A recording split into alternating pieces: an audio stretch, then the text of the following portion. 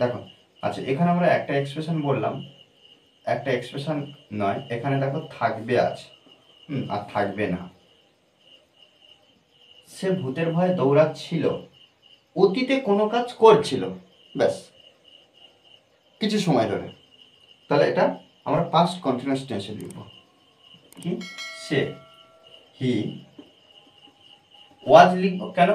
Past action. তাহলে সে দৌড়াচ্ছিল, was running,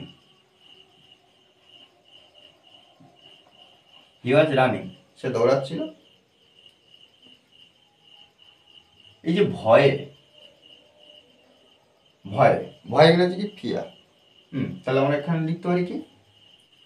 for fear, for fear, অর্থাৎ কি ভয়ে।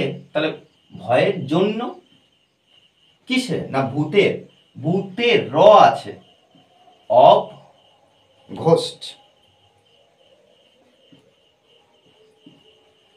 ওকে, দেখো ভয়ে মানে কি? ভয়ের জন্য। তাহলে ফর ফিয়ার অফ ঘোস্ট। তারা মাটির নিচে স্বর্ণ পাচ্ছিল। তাহলে দেখো দে, দে ওয়্যার, কেন দে? তারা, ওই জন্য ওয়্যার ব্যবহার করেছি। They were getting, they are getting, তারা পাচ্ছিল কি? পাচ্ছিল স্বর্ণ। They are getting gold. কি? মাটির নিচে, under the, under the ground. Okay, আর এখানে দেখো তারা কি মাটির নিচে স্বর্ণ পাচ্ছিল? তারা কি মাটির নিচে স্বর্ণ পাচ্ছিল? এখানে প্রশ্নমূলক বাক্য। তাহলে প্রশ্নমূলক বাক্য, দেখো একটা প্রশ্নমূলক বাক্য তৈরি হয় কি? সাধারণত হেল্পিং ভার্ব ব্যবহার করতে হয়, তারপরে সাবজেক্ট, তারপরে মেন ভার্ব, তারপরে কি করি না আদার্স অর জিজ্ঞাসার চিহ্ন। হেল্পিং ভার্বটা আগে আনি। দেখো জাস্ট এই বাক্যটার উপরে এই বাক্যটা দেখো, তারা মাটির নিচে স্বর্ণ পাচ্ছিল।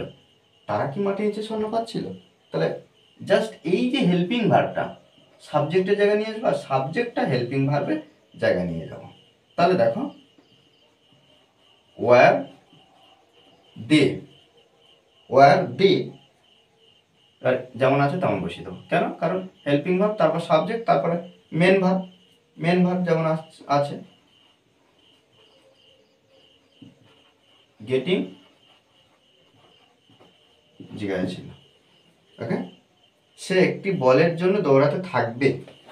তাহলে দেখো হি উইল বি রানিং।